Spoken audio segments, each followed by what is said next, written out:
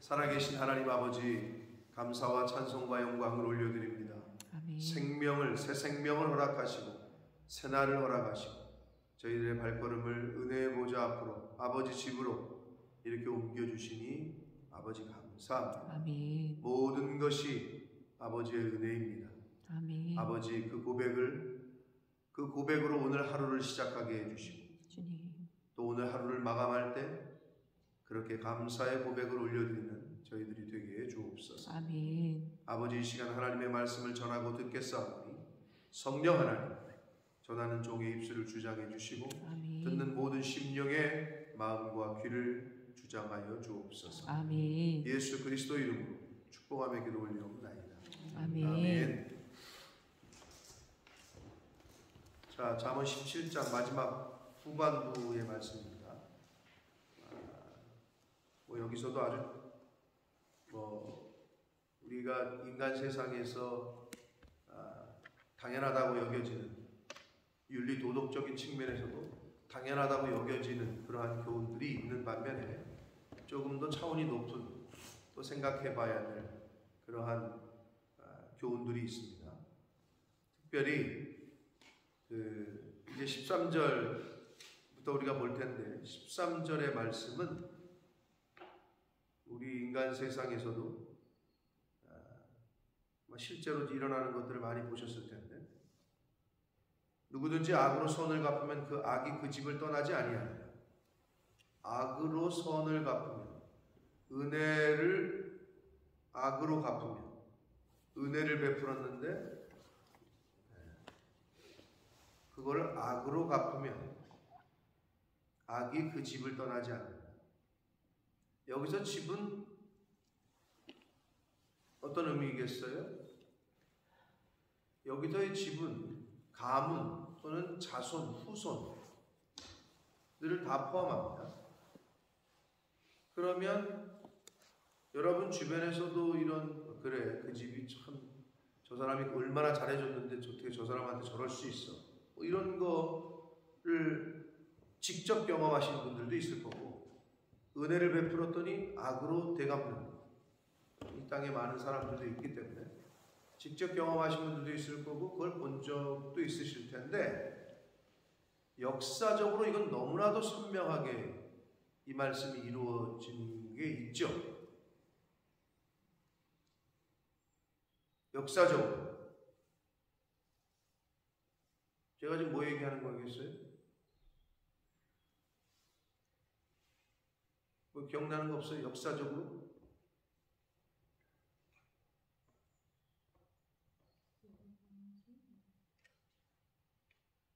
뭐라고 그러셨어요? 여로보암?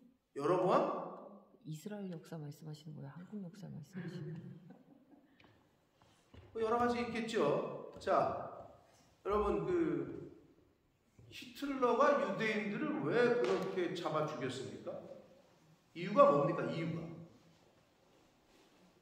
왜 유독 유태인들만 그렇게 잡아 죽였을까요? 그건 알고 계시죠? 히틀러가 독일이 유대인들만 보면 아주 그냥 색출을 해가지고 다 가스방에 밀어넣어서 죽이기도 하고 뜨거운 방, 찜질방을 시켜가지고 죽이기도 하고 여러 가지 역사적으로 왜 그랬을까요?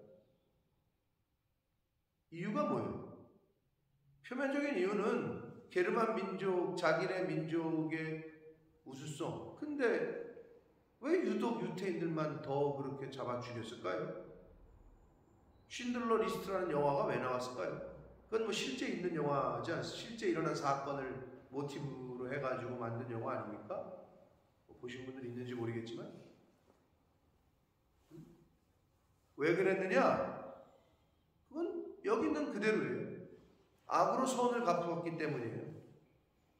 자, 마태복음 27장 25절에 보면 예수 그리스도를 십자가에 못 박으라고 요구한 유대인들이 뭐라고 그랬냐면 그 피를 우리와 우리 자손에게 돌리라. 이게 굉장히 무서운 겁니다. 그 피를, 우리가 지금 예수를 잡아 죽이는 그 피는, 그 벌은 우리와 우리 자손에게 돌려라. 그렇게 말했거든요. 어떻게 됐어요? 그 이후로 이스라엘 백성은 2000여 년 동안 나라를 갖지 못했어요. 이방민 집시처럼 또 돌아다녔어요. 1900년도 1960 몇 년에서야 그때서야 독립을 했다고. 근데 그 과정에서 2차 세계대전을 겪으면서 어떻게 됐어요?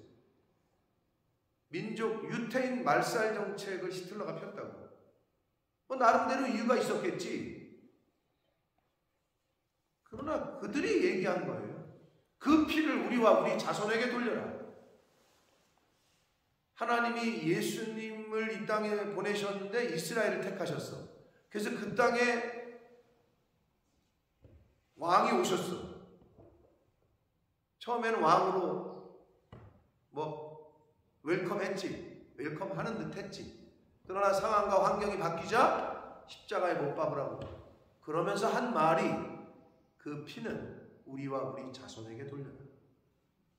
그게 그대로 이루어진 거예요. 그게 역사야. 선을 악으로 갚았다. 그랬더니 그 집을 떠나지 않았어요. 후손에게 그대로. 이 얼마나 무서운 말씀입니까?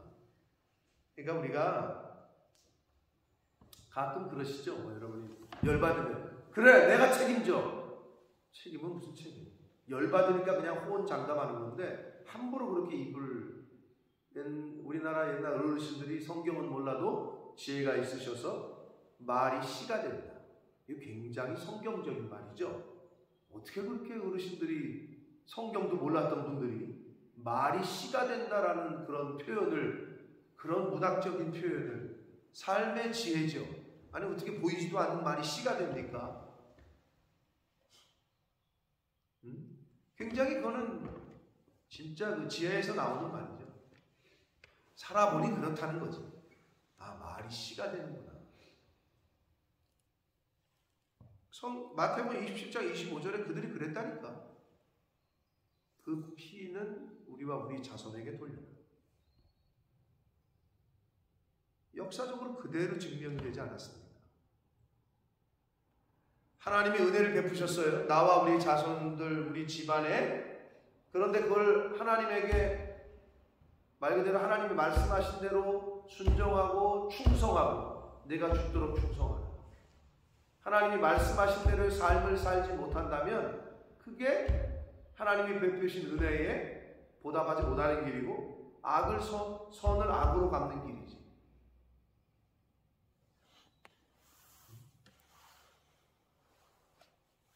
넓은 의미에서 우리는 예수님은 십자가에 못 박으라고 말한 유대인들도 아닌데 나는. 그러나 넓은 의미에서는 하나님이 베푸신 은혜를 저버리고 그 말씀과 그 뜻대로 충성하지 못하는 삶은 선을 베풀었거늘 은혜를 베풀었거늘 악으로 갚는 것까지는 아니지만 은혜를 저버리는 자와 같다.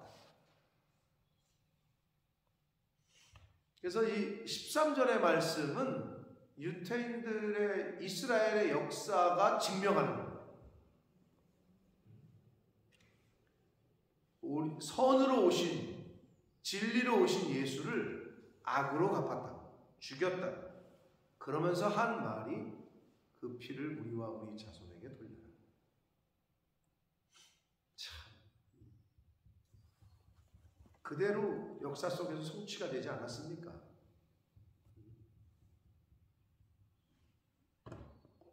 유대인들은 유대인들이고 나는 어떤가. 이제 나와 내 집에 내 자녀에게 하나님이 베푸신 은혜가 있는데, 선이 있는데 과연 나는 그 베푸신 은혜와 선을 어떻게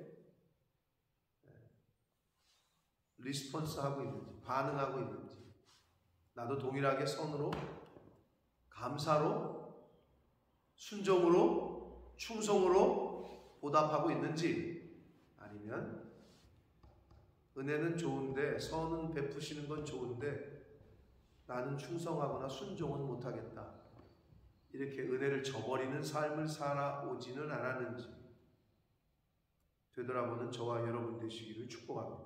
아멘. 14절 봅니다. 다투는 시작은 둑에서 물이 새는 것 같은즉 싸움이 일어나기 전에 시비를 그쳐라. 자, 다툼이 시작됩니다. 말싸움이 시작돼요. 여러분 처음부터 도끼 가져오고 처음부터 식칼 가져와가지고 후드르는 사람은 없어요. 아주 조용히 좀 해달라고요. 밑에 위에 너무 시끄럽다고. 층간소음으로 여러분 사람 죽는 것 지금 한국에는 비일비재하다고 말할 정도로 뉴스에 자주 나와요. 여러분이 한국 뉴스를 안 보시니까 그런데 영국은 그런 게 별로 없죠. 아파트 문화가 거의 없으니까. 그러나 이제 여기 플랫 사는 사람들 얘기 들어보면 그런 거 있더라고. 계단 올라갈 때도 조용해야 되고, 이게 양쪽으로 막 우리나라 빌라처럼 플랫 사는 사람들 거기도 똑같이 그런 게 있더라고. 문 열 때 조용해야 되고 뭐 그런 게 있다고 하더라고. 처음부터 도끼 가져오고 처음부터 칼 가져와가지고 찌르지 않아요. 말로 싸움을 시작해요. 처음에는. 그게 시작이야. 시비에. 근데 이게 뭐하고 똑같냐고 성경이 비유했느냐. 뚝에 조그만 구멍이 하나 나잖아요. 그게 물이 졸졸졸졸 새. 균열이 갔어. 그럼 그거만 미장을 하거나 그거만 메꾸면 되는데 그거를 메꾸지 않고 거기서 그치지 않고 그냥 내버려 두잖아? 그러면 뚝 전체가 터져버린다. 그 비유하고 똑같은 거예요. 말싸움장 조금 할 때 거기에서 스톱하고 그냥 인내하고 그냥 참고 돌이켜야 되는데 말싸움에서 시작된 게 진짜 살인이 된다.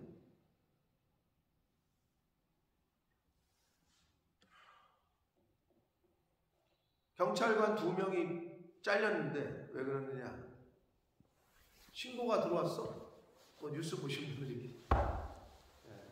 그래서 사실 여자 경찰들 다 제고하자 이렇게 말이 나왔어요. 왜냐하면 남자 여자가 이제 원래 이제 모든 게 이제 거의 이게 팀으로, 그러니까 한 조로 움직이거든요, 경찰들도. 근데 이제 신고가 들어와서 갔어. 그래가지고 남자 경찰은 밑에서 주변에 뭐 조사를 한 건지 누구랑 대화를 하고 있었고, 여자 경찰이 올라가서 신고한 사람을 이제 신고 접수한다고 대화, 어떤 일이냐 얘기를 듣고 있는데 꼭 위층에 살던 사람이 내려와가지고 막 시비가 붙어가지고 어쩌고저쩌고 그러다가 이 사람이 올라가서 칼을 몰래 뒤에 숨겨가지고 와가지고 여자 경찰관이 옆에 있는데, 그리고 남편도 있고 아내도 있는데 아내 목을 찔렀다. 그러니까 피가 여기서 솟잖아? 난리가 났잖아? 그럼 어떻게 해야 돼? 경찰이 제압을 하든지 뭘 해야 되잖아. 이 경찰이 무서우니까 내려갔어. 말은 밑에 있는 남자 경찰 부르러 간다고. 근데 중요한 건 뭐냐? 내려가서 올라오질 않았어. 그래서 아내를 찌른, 여기 피가 솟으니까 이거 지혈해야지. 그리고 또 칼 휘두르니까 남편 막아야지. 손으로 막고 여기 다 비었더라고. 그러니까 그 남편, 아내는 지금은 모르겠네. 제가 마지막 본 뉴스는 그냥 중태, 코마 상태였다. 의식이 없어. 피를 너무 많이 흘려서. 그러니 경찰이 그 자리에 있었는데 그걸 제압을 못하니 여론이 어떻겠어요? 여자 경찰관은 이건 아니다. 현장에 투입을 시키지 말아야 된다. 난리가 났죠. 대한민국 여론에서, 국민들이. 그리고 그 남자 경찰관도 올라오질 않았어, 바로. 그래서 두 사람 다 파면이 됐습니다. 무서웠겠지.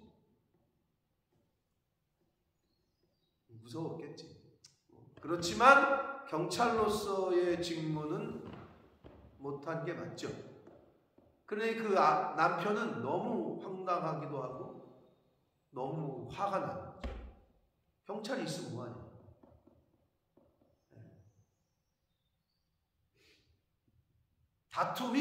조그만 다툼이 지금 사람이 죽는 상황에까지 된 거예요.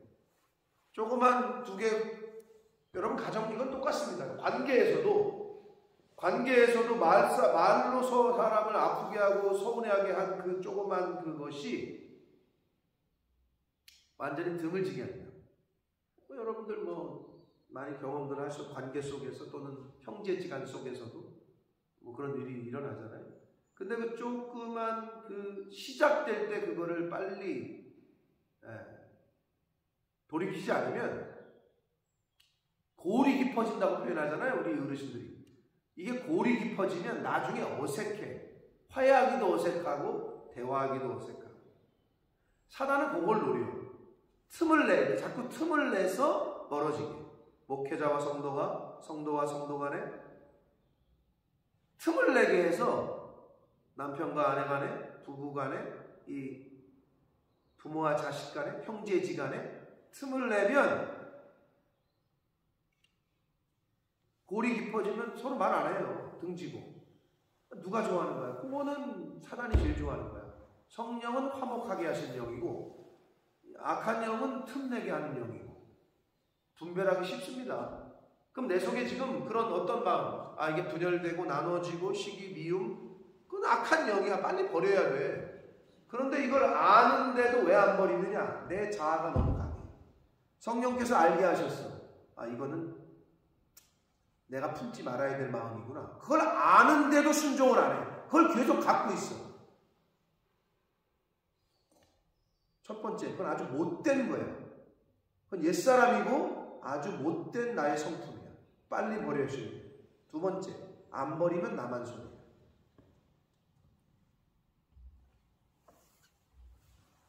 나만 손해. 세 번째, 나뿐만이 아니라 내 자손까지도 손해요. 내 자식에게까지 그대로 갑니다. 그게 누군가를 향해서 이렇게 품고 있는 거 있잖아요. 교회를 욕하고 주의종을 험담하고 어떤 집사들 막 욕하고 막 다른 사람들 막 정죄하고 험담하는 거 있잖아요. 그게 내 자식에게 그대로 갑니다. 그게 성경의 말씀. 근데 그거를 왜 해? 그리고 그걸 왜 안 고치려고 해요? 왜? 내 에고, 자아가 강한 거야. 나는 내 멋에 사는 사람이야. 이런 거. 빨리 버리셔야 될 마음 중에 하나예요. 그걸 왜 우리가 흔히 그런 말 하잖아요. 뭐 옛날에 한국 분들이 무슨 성씨가 제일 고집이 세다고요? 한국에서? 들어보셨어요? 윤경희 집사님, 김씨요? 무슨 씨요? 나는 아니요? 김씨는 아니요? 그 무슨 씨요? 최씨를 저도 많이 들었어요. 근데 제 아내는 아마 양씨라고 그럴 거예요. 똥고집이라 그러잖아, 똥고집. 그 쓸데도 없는 그거를 버리질 않아. 왜 그럴까? 내가 강한 거예요, 내가 아직도 죽지 않아서 그래. 아니, 그걸 왜 갖고 있냐고. 빨리 버려야지. 멀어지게 하고, 자식에게까지도 좋은 영향을 끼치지 못하게 하는 그거를 안 버려. 어리석은 거야, 그건. 지혜로운 자가 아니야. 여러분, 조그만 균열이나 구멍이었을 때 메꾸시는 게 편하다. 나중에는 뚝 전체가 무너집니다. 15절, 악인을 의롭다 하고 의인을 악하다 하는, 이거는 진짜 우리나라, 이 세상의 윤리 도덕적으로도 그렇죠. 악한 사람을 의롭다 하고 의인을 악하다 하는 이 두 사람은 다 여호와께 미움을 받는다. 하나님뿐만 아니라 이거 사람들한테도 미움을 받아요. 악을 저질렀는데 아유 잘했네.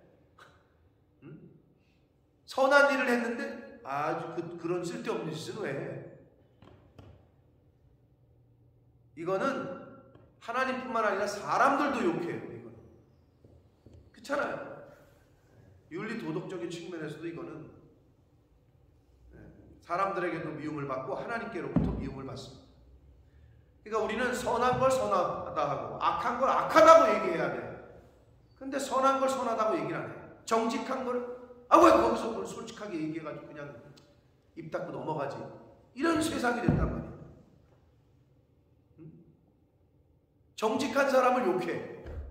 속이는 사람 잘했다 그래. 세상 그러잖아요. 우리는 그러지 말아야 된다는 거죠. 그게 시작이 됩니다. 그게 한 번으로 그치면 다행인데 한 번 그러고 가잖아요. 그게 두 번, 세 번 계속 그리고 어떻게 조그맣던 게 더 커집니다. 더 큰 거짓말로 커지게 됩니다. 그러니까 초장에 버려야 돼요. 16절 미련한 자는 무지하거늘 손에 값을 가지고 지혜를 사려 하면 어찌미고. 이거는 지혜가 없는 무지한 미련한 사람이 돈으로 지혜를 사려고 한다 말이에요. 사이머니가 어떻게 왔다고요? 사이머니가 무슨 말이에요? 사이머니라는 영어 단어가 있다면서요? 있어요, 없어요? 네, 매관 매직 돈 주고 뭘 살려고 하는 거. 그게 시몬에서 온 거 아니에요? 야, 그거 얼마면 살 수 있냐? 제자들이 성령의 역사와 능력을 행하니 시몬이 그거 다 돈 얼마면 살 수 있어? 사이머니가 거기서 온 거예요. 이거랑 비슷해요. 손에 값을 가지고 돈으로 지혜를 살려고 해요. 돈으로 하나님의 능력을 살려고 해요. 돈으로 자리를 살려고 해요. 세상은 그렇죠. 돈 주면 안 되는 게 어디 있어요? 면접에서 꼴찌였던 사람이 1등이 되는 세상인데, 면접 점수가 꼴찌인데 갑자기 1등이 돼. 아예 서류 전형 조건에 안 맞는데 조건 자체 회사 채용 기준을 바꿔버려. 돈만 주면. 왜? 그 사람을 뽑기 위해서 채용 조건을 바꾼다니까? 세상은 다 돼요. 거의 다. 돈이면. 왜? 아직까지 이 세상은 이 만몬이 주관하고 있기 때문에 그렇게 보여진단 말이에요. 그러니까 우리는 그걸 알잖아요? 그러니까 거기에 세상 사람들처럼 똑같이 반응하거나 그 풍조와 유행을 따라서 거기에 편승해서 살면 안 되는 거지. 모르는 사람은 어쩔 수 없다고 쳐. 아는데도 그런다? 그러면 이제 그 책임은 본인이 지는데 본인만이 아니라 그 자녀들에게까지 영향을 미치니까. 그러니까 빨리 이거는 우리가 돌이켜야 돼요. 하지 말아야 돼요. 돈으로 지혜를 사려고 한다. 17절 친구는 사랑이 끊어지지 아니하고 형제는 위급한 때를 위하여 난다. 이게 조금 한국말이 좀 헷갈리실 텐데 친구는 사랑이 끊어지지 않는다. 이거 역시 친구들과는 우정에는 서로 사랑을 주고받는다. 그런 말이에요, 사실은. 자, 친구는 사랑이 끊어지지 않는다는 말은 더 쉽게 여러분 이해하기 위해서는 여러분 돈 없는 밥 잘 사주는 사람 곁에 친구가 많아요? 얻어먹는 사람 곁에 친구가 많아요? 이거는 뭐 불보듯 뻔합니다. 돈 잘 쓰고 밥 잘 사주는 사람 곁에 친구가 많아요. 즉 친구는 계속 뭔가를 베풀어야 돼요. 사랑을 줘야 돼요. 근데 형제는 어떻게 해? 형제는 뭐래요? 위급한 때를 위하여 난다. 자, 계속 그렇게 내 주변에 친구가 많았는데 갑자기 내가 사업을 망했다는 소식이 전해져. 그럼 내가 위급한 때잖아. 그러면 내가 밥 잘 사주고 평소에 나에게 그렇게 와가지고 굽신굽시던 사람들이 내가 위급하면 날 도와줘야 되잖아. 내 세상이 어때? 나 망했다 그러잖아요? 부도 났다 그러잖아요? 디스어피어야. 안 그런 친구들도 있겠지. 의리. 그래서 누군가 그러더라고요. 믿음과 소망과 사랑 중에 그 중에 제일은 의리라고. 믿는 사람들이 더 의리가 없대. 믿음과 소망과 사랑은 자꾸 외치는데 우리가 흔히 말하는 의리가 없다는 거예요. 의리가. 믿는 사람은 더 의리가 있어야 되겠죠. 근데 의리가 없대요. 세상 사람들보다 더 의리가 없대요.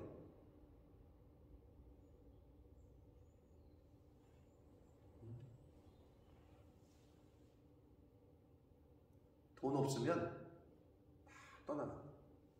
그게 세상의 관계예요. 사람은 그래.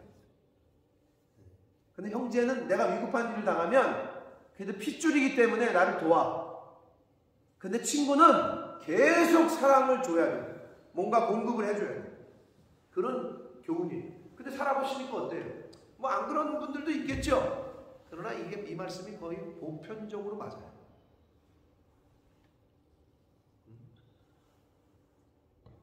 여러분 맨날 얻어먹어 보세요. 그거 좋아하는 친구가 있나?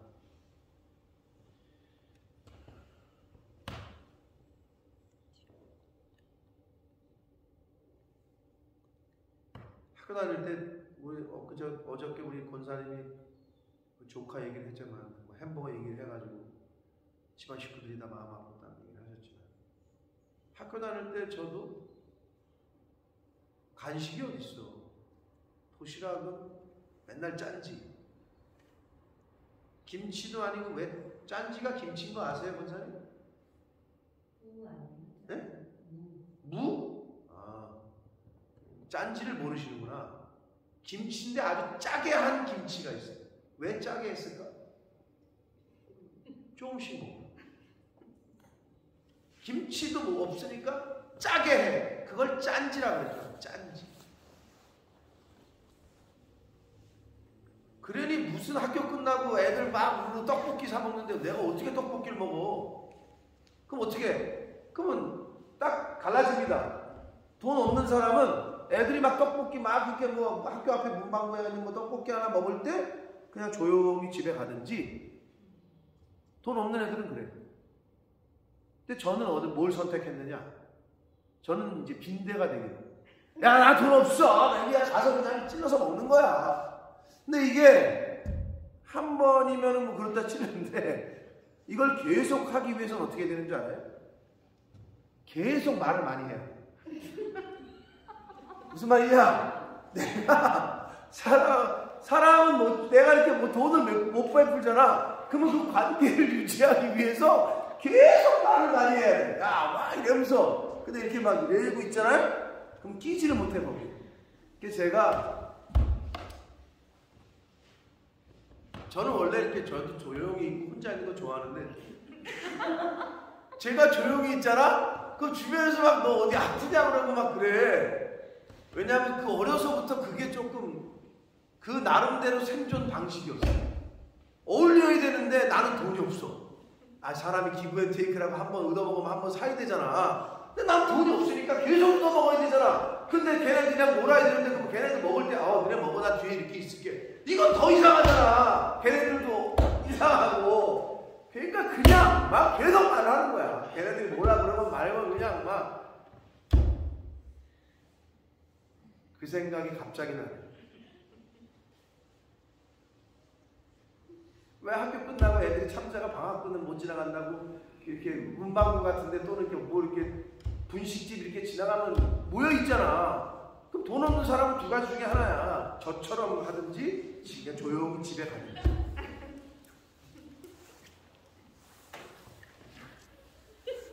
아니 내가 그게 왜 이렇게 뭐 이렇게 좋아할 일이야 그래. 나는 막 가슴 아픈 과거를 지금 얘기를 꺼내는데 제 아내는 지금 왜 또 저 얘기를 또 하시나 그런지 모르겠는데. 무슨 얘기 하신지 몰라요. 무슨 얘기 하는지 몰라요? 이렇게 세대가 다른 세대 차이가 나죠. 보온 도시락 싸가지고 다니는 사람들은 저기 뭐야 금색 은색 도시락 그 네모따란 변또라 그랬어요. 옛날에 변또. 일본 말이지. 변또 싸가지고 다니는 사람들의 마음을 모르지. 보온 도시락 싸가지고 다니는 사람들은 변또 싸가지고 다니는 사람들의 마음을 몰라요. 변또를 구경은 했나? 당신 때는? 당신 그 학생들은 전부 보온 도시락이었어? 와, 세대가 다르구나. 와, 우리는 반장이나 한두 명만 보온 도시락이었어. 진짜로. 그래서 반장은 역시 보온 도시락. 그러면 딱 이렇게 돌리면 김이 모락모락 나. 와, 그러면 그게 그렇게 부러운 거야. 와, 근데 또 그게 여름엔 부러운데 겨울엔 별로 안 부러웠어요. 겨울에는 이제 그 석탄 그 학교 난로에다가 변또 올려놓으면 이게 지글지글 막 끓어. 그럼 김치 거기 막 이제 막 냄새가 막 그건 또 좋았어. 그래도 누룽지 같은 것도 만들어 먹고 그래서 좋았는데 여름에는 좀 근데 또 상대적인 박탈감이 있었어요. 우리는 변또를 거기다 올려놔야 되고 걔네는 딱 앉아가지고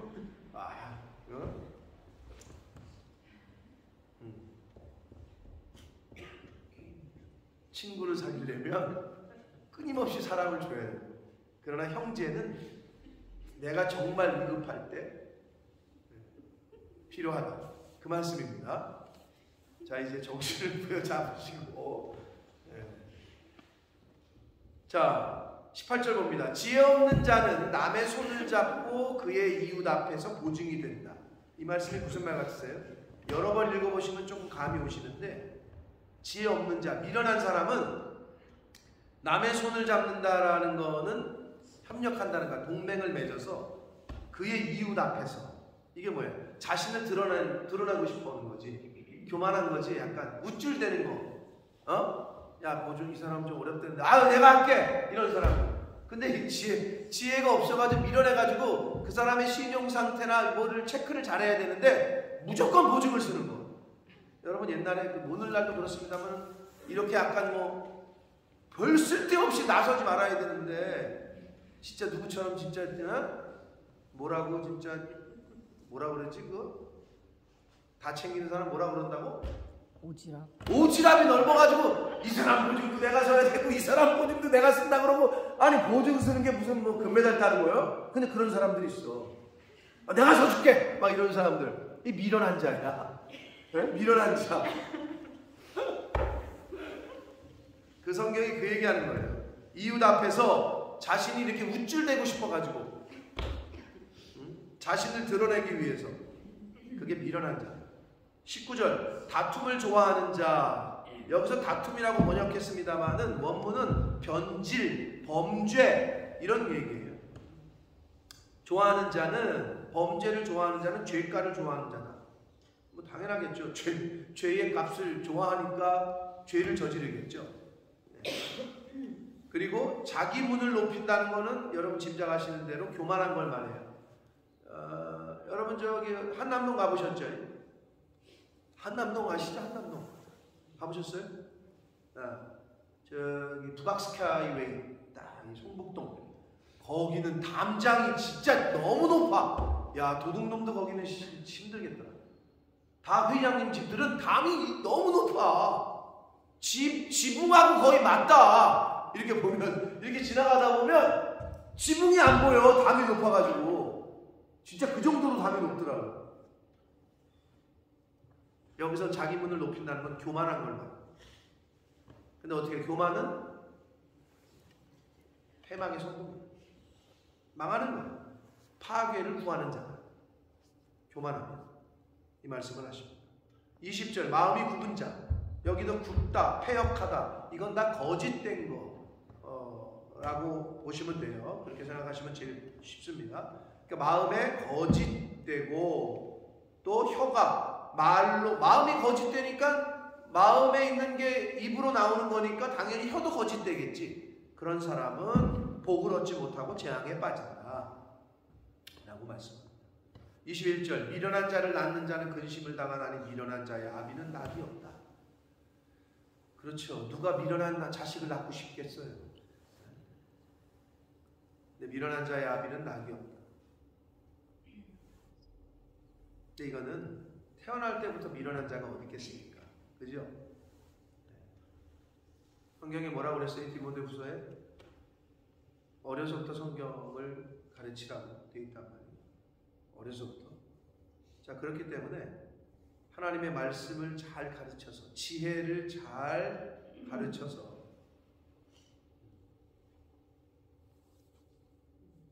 하나님의 말씀이 없는 자식은 아비를 즐겁게 할 수가 없어요.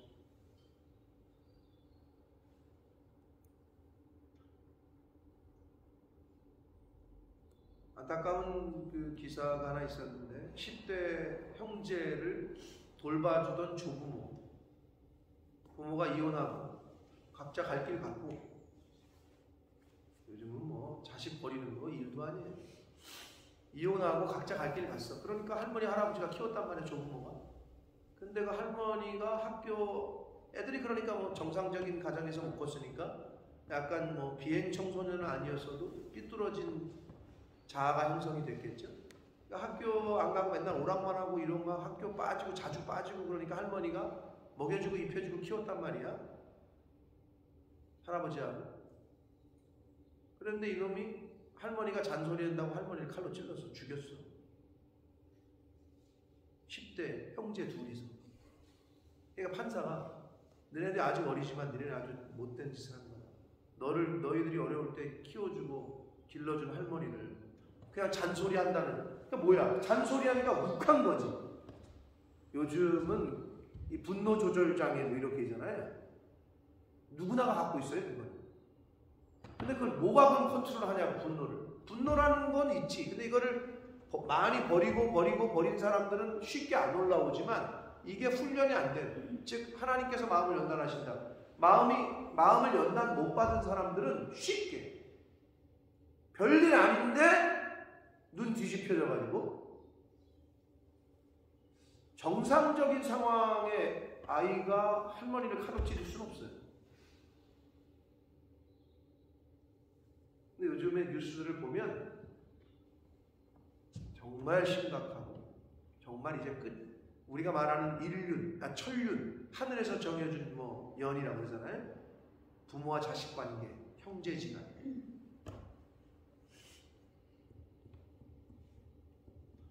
요즘은 너무나도 무서운 시대를 우리가 살아가고 있습니다. 정신 똑바로 안 차리고 하나님의 말씀을, 지혜, 이 지식을, 이 성경을 어려서부터 가르치지 않으면 어떠한 사람이 될지 몰라요.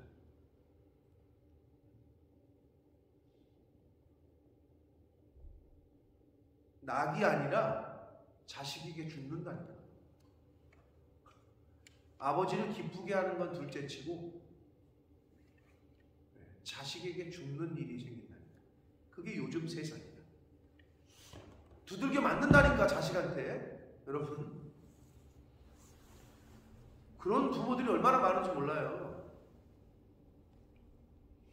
50 먹은 또는 40 먹은 아들이 60, 70 먹은 아버지, 엄마를 때린다니까. 돈 내놓으라고. 그런 시대라니까 지금. 22절, 마음의 즐거움은 양약이라도 심령의 근심은 뼈를 마르게 한다. 잠언 15장 13절의 말씀과 거의 동일한 교훈입니다. 마음의 즐거움은 약이 되지만 심령의 근심은, 그러니까 평안과 샬롬, 에이레네, 평강이 임하면 좋은 약, 그보다 뭐 더 좋은 게 없죠. 그러나 심령의 근심은 뼈를 마르게 한다. 근심이 있는 사람의 낯빛은 다릅니다. 눈빛도 다르고, 그리고 행동도 다르고.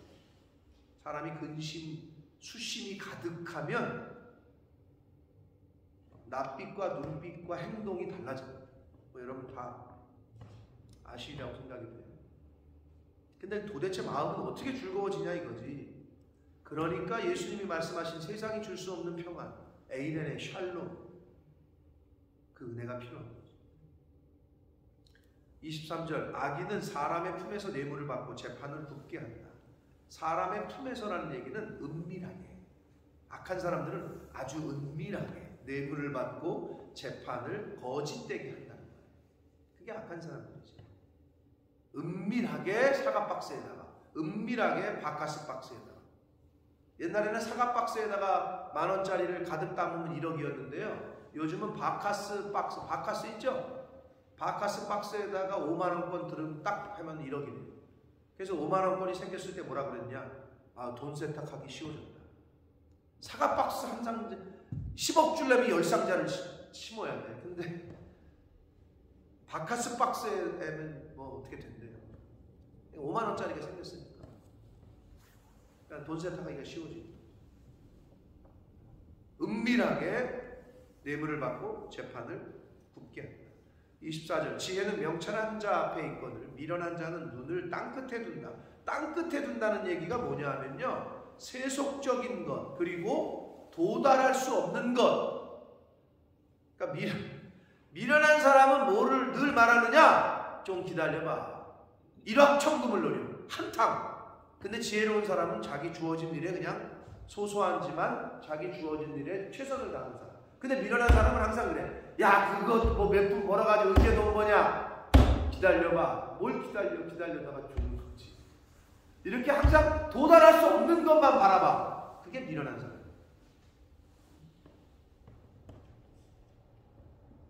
그게 땅끝에 둔다는 의미입니다.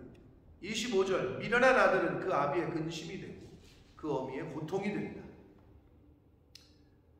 그렇죠.